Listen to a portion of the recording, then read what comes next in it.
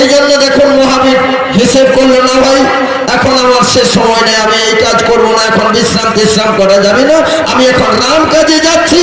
সেই হিসেব করে আর যাচ্ছেন ভক্ত মহাবীর। তাই আবার বলছে